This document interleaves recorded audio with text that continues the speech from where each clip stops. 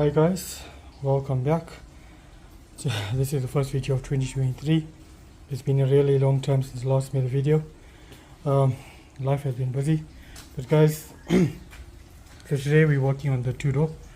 I had the misfortune of getting stuck with this vehicle yesterday in Joburg traffic, and I couldn't get hold of my insurance company. Gave me a tow because the lines were busy. So in the rain, I decided to have a look. And firstly, I knew the car had an issue with spark because when I left, I was rushing home from work and the car started missing. And I thought I'd make it home, but yeah, lo and behold, I did get stuck. So guys, sorry for the lighting. I cannot find any of my lights at this moment, so I'm just using a torch. So the first thing I did was I checked all the connections, the connection on the distributor, the connection on the coil, checked my earth, make sure everything was fine. Tried starting and still no luck. Then I thought it was the immobilizer, but then couldn't do much at that point, stuck in traffic. So I decided to have a look again, and I noticed on the coil itself, at the bottom there, where the coil lead goes from the pack to the distributor, I noticed he was sitting at a slight angle. And when I pulled it out, a whole lot of dust came out, and this is the actual lead itself. Let me get some light on this. As you guys can see, let me try and focus. There's basically nothing in there. It is disintegrated. So just hold on. Okay guys, I bought a new set of leads today. So this is what it's actually supposed to look like. But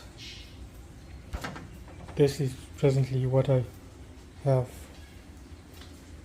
It's totally disintegrated. My thoughts are that water got in it and over time it corroded. This is a import engine that was put in here, and all the stuff was taken across from the old engine, and I assume there was moisture somewhere, because if you look at my plug leads as well, everything is corroded. So there was moisture somewhere, so I've got a whole new set of leads. I didn't buy the plugs because I'm not sure whether it is a BCPR 7ES or BCP 6E or ES. I've got two of these engines, so I'll just try and sort the car out now, and then I'll do a full service. Let me know guys if you want to see a video on the service of this vehicle. If you do guys want to know, then I'll make a video when I'm doing the service next on this vehicle. So guys, next thing we're going to do is get this cable in there, and let's see if she starts. Once again guys, sorry about the lighting. Let's see. Firstly, we're going to put this here, and secondly we're going to get this in there.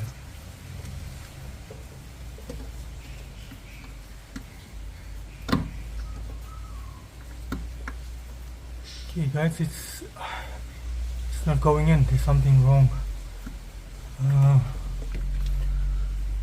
I can feel something there, and this just popped out. So obviously the old connector broke apart. So let me just get my inspection camera. I'll bring you guys back. Let's see if we can see what's happening there. Alright guys, as you can see, the light from my inspection camera right below the coil, and let's look at the screen.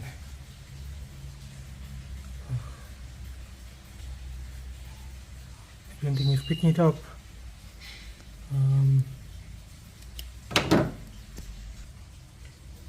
Hey guys, sorry for the poor quality, but this is all I can pick up. As you can see, the outline of the coil, and at the inside you can see the rust. So that is the old lead that broke off in there. So let me get a long nose pliers and probe around in there and see if I can get it out. Okay guys, I removed the coil pack, and As you guys can see, I've removed all the dirt that was inside. Excuse me. And this is what popped out. Obviously this is from the, let me focus here. This is from the old lead itself. So this was rotten in there and barely making contact. It's a wonder that this car was actually driving. I used to use it weekly, not much, 10, 20 k's a week. Yeah. So let me get the coil pack reinstalled. Let me replace these leads. Let me clean up all of these. The first plug is fine. The second one, just clean the wire brush and some brake cleaner or carb cleaner, and let's see what happens then. Alright guys, so off camera I tried to start the car after changing the coil lead and it started, but I had a mess. So now I've got a new set of leads. I've basically wire brushed number 2 and 4. Both of them had corrosion on them, wire brushed and carb cleaned them. I used a brake clean on them. So now we're gonna put in our new leads. Let's just check the length out. Number 1 will be the longest. Like this. Take it out. Plug it in, nice and snug. Goes down. So we'll do it one for one, so that we don't mess up the order on the cap. Okay. So one.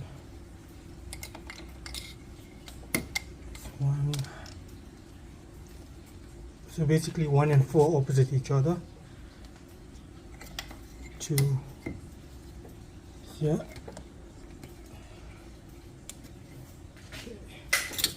Number 2 here. There you go.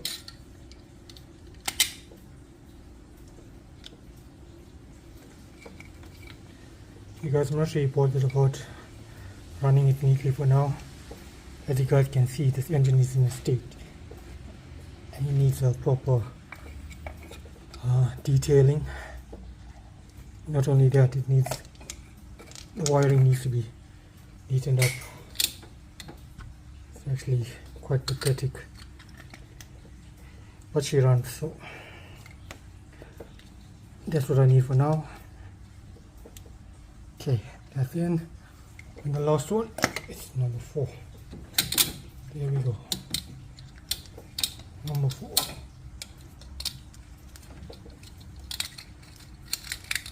So guys, just to show you number 4 and the old, this is the old lead. You guys can actually see that it's barely making contact. Let's put the new one on and check how the new one fits. The new one, and it's much tighter, unlike the old one, which was just barely sitting in there. Alright guys, so we've got coil lead in and the 4 plug leads. Just cross fingers and hope everything works well. Alright, let's try and start her up.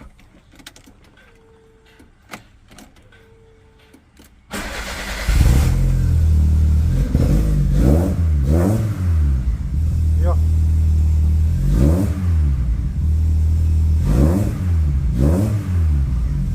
Nice and smooth.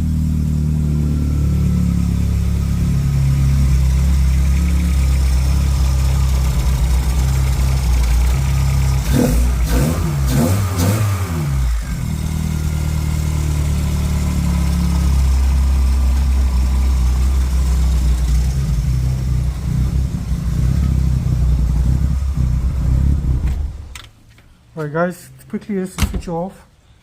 And I've gotten many questions about the fuel rail hack that I did last time, where I actually put an aftermarket fuel pressure regulator. Just to recap, that fuel rail down there, let me get my torch.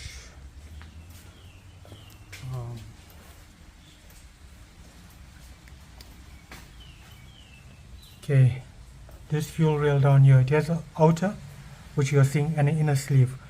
Fuel comes from the tank through the filter. It goes via this outer sleeve, which you see, and that's where the injectors are connected.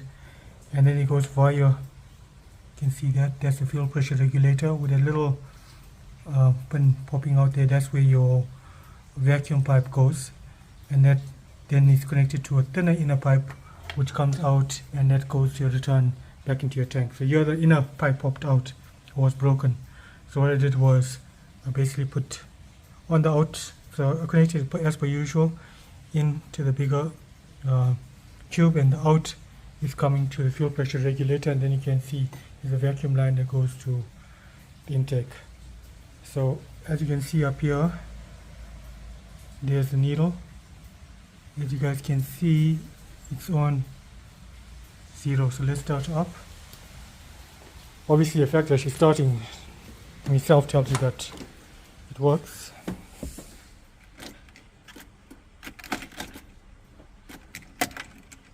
Sorry guys, immobilizer.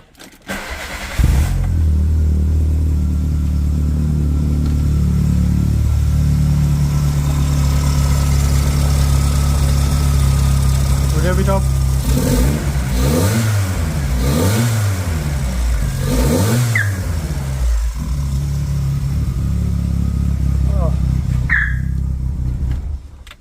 Okay, that was the jack that's about to kick in. So guys, yes, it does work. So what I'm going to do is I want to take this out and put it in my Red Golf, and I want to try putting a 9N fuel filter. So what the 9N fuel filter does, okay, let me get the fuel filter first of all and I will explain. Okay guys, here I have a Polo 9N fuel filter. Firstly, as you guys can see, it's 4 bar. So this has a built-in fuel pressure regulator. You got your incoming from your fuel tank or from your fuel filter. It goes out to your fuel rail, and then you've got your return that goes back into your tank. So basically you're only going to get one pipe that goes into your intake of your fuel rail, and then your outlet from your fuel rail, which normally goes back to the tank. I'm then going to blank that because outlet is going to go here. So in essence this should work guys. This is like 250 bucks. So if you're having fuel pressure issues and you suspect your fuel pressure regulator is at fault, I would advise to maybe try this. But so I didn't know about this, thanks to Sarul from 8V Performance, who actually gave me some advice the last time I was there. So I'm going to try it out, and I'll let you guys know how it goes. Let me know in the comment section if you guys want to see this, then I will video it. Obviously if you're not interested, then I wouldn't waste my time filming it. But guys, yeah, the stats say that 92% of the viewers are not subscribed. Guys, please like, share and subscribe. Maybe I can then afford to get a light for my videos. Guys, thanks very much for watching. Hopefully this helps someone. So yeah, going forward I'm gonna do that, and I'm still need to sort out the surging on this car. It is a crack definitely on the intake. Yeah, I'll look at changing the head on this car and neatening everything up.